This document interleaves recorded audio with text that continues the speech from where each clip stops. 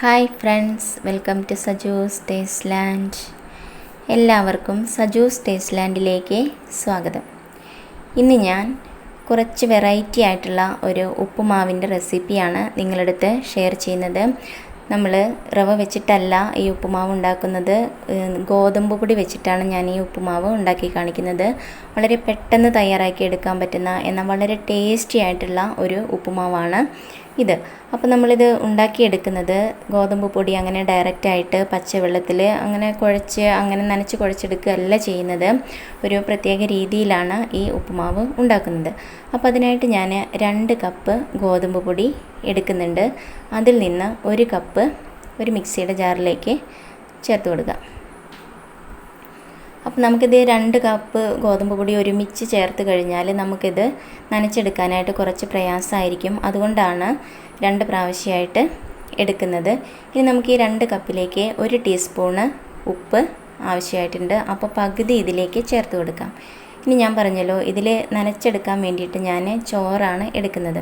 അപ്പോൾ നമുക്ക് ചോറ് കൊണ്ട് ചെയ്യുമ്പോൾ ഒരു പ്രത്യേക ടേസ്റ്റും അതുപോലെ തന്നെ വളരെ സോഫ്റ്റായിട്ടും നമുക്ക് ഈ പൊടി നനച്ചെടുക്കാനായിട്ട് സാധിക്കും.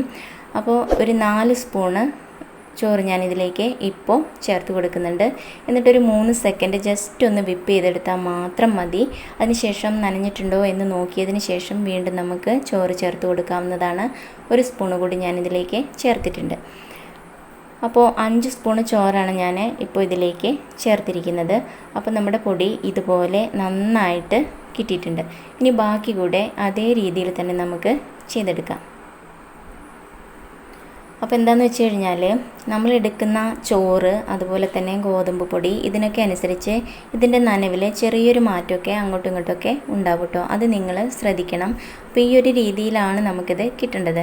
അപ്പോൾ ഒരു 5 അല്ലെങ്കിൽ ഒരു 6 സ്പൂണ് അത്രയൊക്കെ നമുക്ക് ഒരു കപ്പിന് ആവശ്യമായിട്ട് വരുള്ളൂ.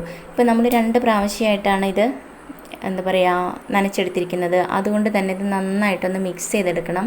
അതിലുള്ള ഉപ്പൊക്കെ നന്നായിട്ട് എല്ലായിടത്തും ഒരേപോലെ ആവാൻ വേണ്ടിയിട്ട് ഇതുപോലെ ചെയ്തെടുക്കുക. അപ്പോൾ കണ്ടില്ലേ, ഇതുപോലെയാണ് നമ്മുടെ പൊടി കിട്ടേണ്ടത്. ഒട്ടും കട്ട കെട്ടാതെ തന്നെ നമുക്കിത് ചെയ്തെടുക്കാനായിട്ട് പറ്റും.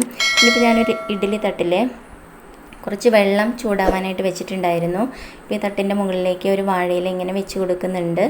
അതിൻ്റെ മുകളിലേക്ക് നമ്മൾ ഈ നനച്ച് വെച്ചിരിക്കുന്ന പൊടി ഇട്ട് കൊടുക്കാം. അതിനുശേഷം ജസ്റ്റ് ഒന്ന് നിരത്തി ഇട്ട് കൊടുക്കാം കേട്ടോ. അതിനുശേഷം അതിൻ്റെ മുകളിലേക്ക് ഒരു ഇല കൂടി വെച്ച് കൊടുക്കാം. അപ്പോൾ ആവി വരുമ്പോൾ അതിൻ്റെ ആവിയൊന്നും ഈ പൊടിയിലേക്ക് ഡയറക്റ്റായിട്ട് ചാടില്ല. എന്നിട്ട് ഒരു 8 മുതൽ ഒരു 10 മിനിറ്റ് നമുക്കിത് ആവി കയറ്റിയെടുക്കാം. അപ്പോൾ നിങ്ങൾക്ക് ഈ രീതിയിൽ ചെയ്യാൻ സാധിക്കില്ല എന്നുണ്ടെങ്കിൽ നിങ്ങൾക്ക് ഇത് പുട്ടുണ്ടാക്കുന്നത് പോലെ നിങ്ങൾക്ക് ആവി കയറ്റിയെടുക്കാവുന്നതാണ്. അങ്ങനെയാവുമ്പോൾ ഒരു 2-3 പ്രാവശ്യമായിട്ട് ഉണ്ടാക്കേണ്ടി വരും. ഈ രീതിയിൽ ചെയ്യുകയാണെന്നുണ്ടെങ്കിൽ ഒറ്റ ട്രിപ്പിൽ തന്നെ നമുക്ക് കാര്യം സാധിക്കും. അപ്പോൾ ഇനി ഇത് നമുക്ക് വേറൊരു പാത്രത്തിലേക്ക് മാറ്റാം. ഇനിയിപ്പോൾ നിങ്ങൾക്ക് വാഴയിലയൊന്നും ഇല്ലയെന്നുണ്ടെങ്കിൽ നിങ്ങൾ സ്റ്റീം ചെയ്തെടുക്കുമ്പോൾ നല്ലൊരു കോട്ടൻ്റെ തുണി വെച്ചിട്ട് അതിലേക്ക് ഇട്ട് കൊടുത്തിട്ട് അങ്ങനെ സ്റ്റീം ചെയ്തെടുത്താലും മതി. ഇപ്പോൾ കണ്ടില്ലേ, ഈ രീതിയിലാണ് കിട്ടിയിരിക്കുന്നത്. ഇനി നമുക്കൊരു പാൻ ചൂടായി വരുമ്പോൾ 2 ടേബിൾ സ്പൂണ് വെളിച്ചെണ്ണ ഒഴിച്ചിട്ട് 1 ടീസ്പൂണ് കടുക് പൊട്ടിച്ചെടുക്കാം. എന്നിട്ട് ഒരു ചെറിയ ക്യാരറ്റ് ചെറുതായിട്ട് അരിഞ്ഞത് കൂടി നമുക്കിതിലേക്ക് ചേർത്ത് കൊടുക്കാം. ഒരു 3 ചെറിയ ഉള്ളി ചെറുതായിട്ട് അരിഞ്ഞത് കൂടി ചേർത്തിട്ടുണ്ട്. ഇനിയിപ്പോൾ നിങ്ങൾക്ക് ചെറിയ ഉള്ളി ഇല്ലയെന്നുണ്ടെന്നുണ്ടെങ്കിൽ നിങ്ങൾക്ക് സവാള ചെറുതായിട്ട് അരിഞ്ഞിട്ടും എടുക്കാവുന്നതാണ്. എന്നിട്ട് ഇത് ജസ്റ്റ് ഒന്ന് വാടി വരുമ്പോൾ ഇതിലേക്ക് ചെറിയൊരു എരിവിന് വേണ്ടിയിട്ട് ഒരു പച്ചമുളക് ചേർത്ത് കൊടുക്കുക. 2-3 ഉണക്കമുളക് ചേർക്കാം. ആവശ്യത്തിനുള്ള കറിവേപ്പില കൂടി ചേർത്ത് കൊടുക്കുക കേട്ടോ. അതിനുശേഷം നന്നായിട്ട് ഒന്ന് മിക്സ് ചെയ്തെടുക്കാം. അപ്പോൾ നമ്മുടെ ഈ ഉള്ളിയും ക്യാരറ്റും ഒക്കെ ജസ്റ്റ് ഒന്ന് ചുരുങ്ങി വരും. ആ രീതി ആവുന്നത് വരെ നമുക്കിതൊന്ന് വഴറ്റിയെടുക്കാം. ഇനി ഇതിലേക്ക് 2 സ്പൂണ് തേങ്ങാക്കൊത്ത് കൂടി ഞാൻ ചേർക്കുന്നുണ്ട്. അപ്പോൾ ഈ തേങ്ങാക്കൊത്ത് ചേർക്കുമ്പോൾ വളരെ ടേസ്റ്റാണ്. അപ്പോൾ നിങ്ങൾക്ക് ഇഷ്ടമാണ് എന്നുണ്ടെങ്കിൽ ചേർക്കുക. ഇടയ്ക്ക് ഇത് കടിക്കാൻ കിട്ടുമ്പോൾ ഒരു പ്രത്യേക ടേസ്റ്റാണ്.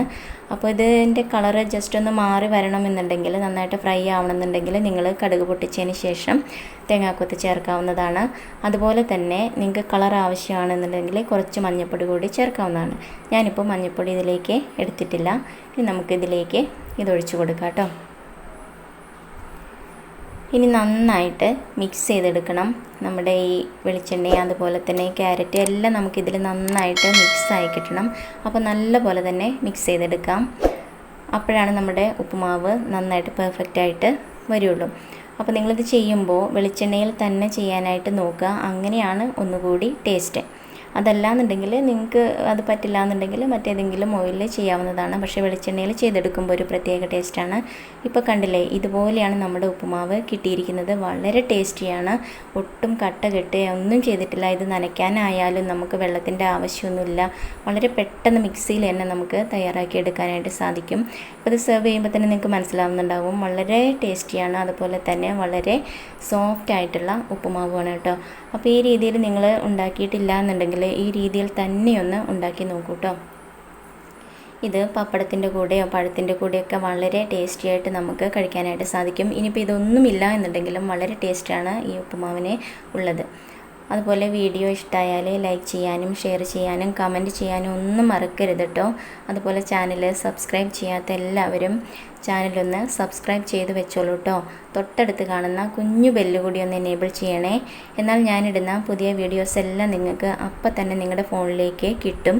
അപ്പോൾ ഇനി പുതിയൊരു വീഡിയോയിൽ നല്ല റെസിപ്പിയായിട്ട് കാണാം. Thank you. ബൈ.